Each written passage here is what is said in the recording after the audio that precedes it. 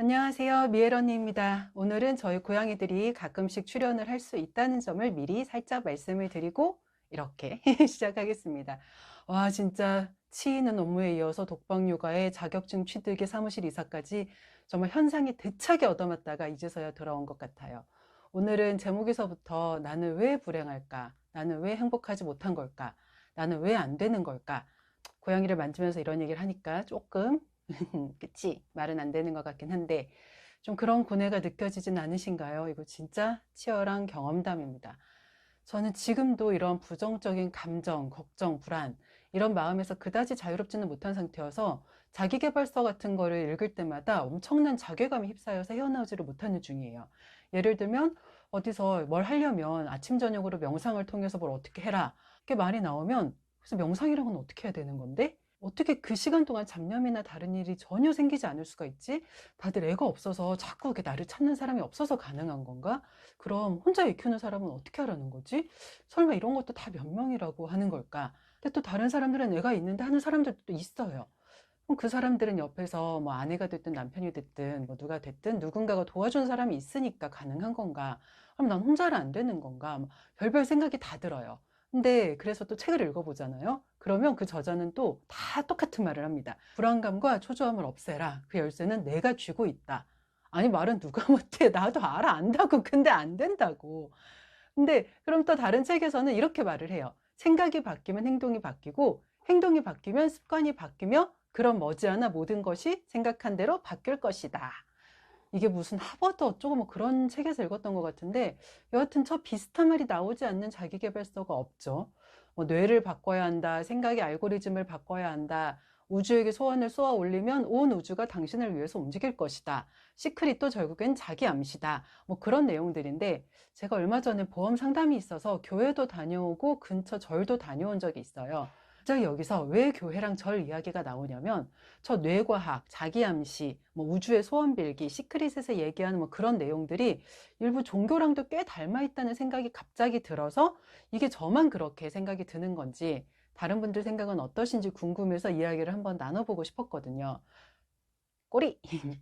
처음에 그걸 느낀 게 상담 장소 근처에 있던 절을 이렇게 한 바퀴 둘러볼 때였는데 스님들이 모여 앉으셔서 뭘 계속 이렇게 읊으시더라고요. 뭘 똑똑똑 치시면서. 그래서 불경 소리라고 생각을 하고 근처에서 찬찬히 들어보는데 듣다 보니까 이게 다 개인정보인 거예요. 무슨 시, 무슨 구, 무슨 동, 어느 아파트 몇 동 몇 호에 사는 몇 년도 몇 월 몇 일생 핸드폰 번호 010 어쩌고 저쩌고의 누구누구가 무엇을 공양했고 무엇을 소원합니다. 뭐 그런 내용으로 공양을 하신 분들의 정말 상세한 내용의 개인정보와 그 상세한 소원 내용이 끝도 없이 읊어지는 게 진짜 엄청나게 당황스러웠어요. 왜냐하면 제가 이 느낌을 받은 게 전에 한 1년 정도 입원하면서 암투병을 했었을 때 그 암병동에서 매일같이 들었던 그 교회 목사님들의 그 기도? 그거랑 정말 비슷했었거든요. 저는 여자 병실하면 있었으니까 다 자매님들을 위한 기도만 엄청 지겹도록 들었었는데 이걸 기억하는 이유가 분명히 암병동인데 투병에 대한 기도보다는 재물에 대한 기도가 더 메인이었어서 그게 신기하고 좀 재미있어서 그랬던 것 같아요. 그러니까 예를 들면 하나님, 저희 교회 어디 어디에 살고 있는 누구누구 자매가 이번에 땅을 매매하게 되었습니다. 아니면 뭐 건물 임대를 내놓게 되었는데 자매님과 뜻이 잘 맞지 않는 방문자들로 인해 너무나 힘든 마음을 견디고 있습니다. 주님께서 굽어 살피시어 저희 자매님의 부동산이 빠른 시일 내에 더 큰 수익으로 돌아올 수 있게 해주시옵고 뭐 이런 내용들이었는데 제가 성당은 안 가봐서 모르겠지만 절이랑 교회 둘 다 정말 구체적으로 나라는 사람이 어디 사는 누구라는 거를 매 기도마다 진짜 정확하게 부끄러움 없이 계속 내뱉는다는 부분이었어요.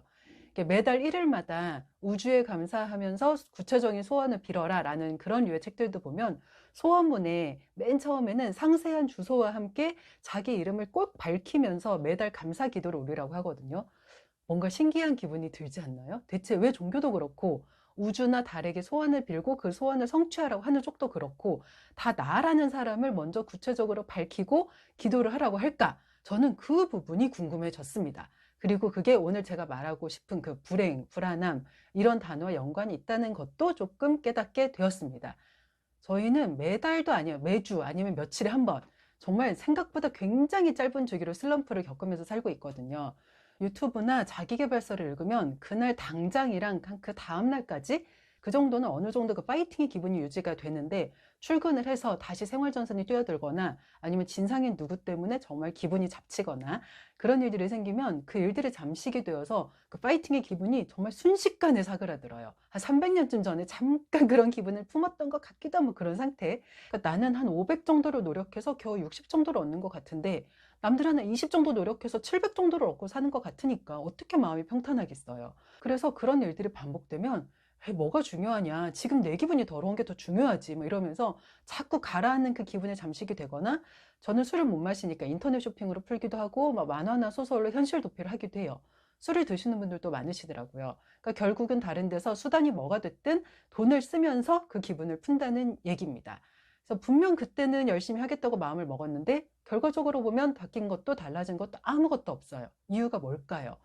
자기계발서들은 아까 얘기 드린 것처럼 생각이 바뀌지 않아서 그런다고 하거든요. 그러니까 행동이 바뀌려면 생각이 먼저 바뀌어야 되는데 우리는 그 생각이 잠깐 바뀌려다가 만 상태로 계속 도돌이표를 그리고만 있잖아요. 그러니까 저는 그게 바로 다른 부자들이 말하는 그 말의 구체화 때문이 아닐까라는 생각이 들었습니다. 그러니까 그런 분들의 유튜브나 책들을 보면 가장 처음에 하라고 하는 게 다 구체적인 목표를 적어보라는 거잖아요.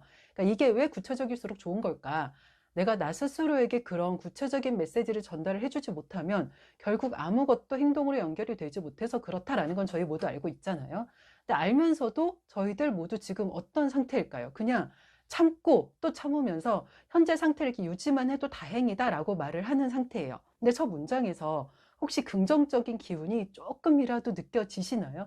아무리 다시 읽어봐도 난 이것밖에 안 돼. 아니면 버티고는 있어. 그러니까 매일 무언가 열심히는 하고 있어. 딱 거기까지밖에 느껴지지가 않아요. 그러니까 무엇을 어떻게 열심히 하는지 그 구체적인 메시지가 없다는 의미입니다.